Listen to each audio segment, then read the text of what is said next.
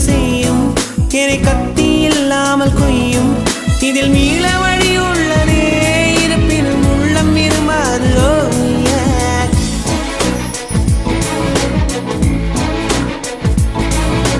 விழிகளின் அருகினில் வானம் வெகு தொலைவினில் தூக்கம் இது 5 புலன்களின் ஏக்கம் என் முதல் அனுபவம்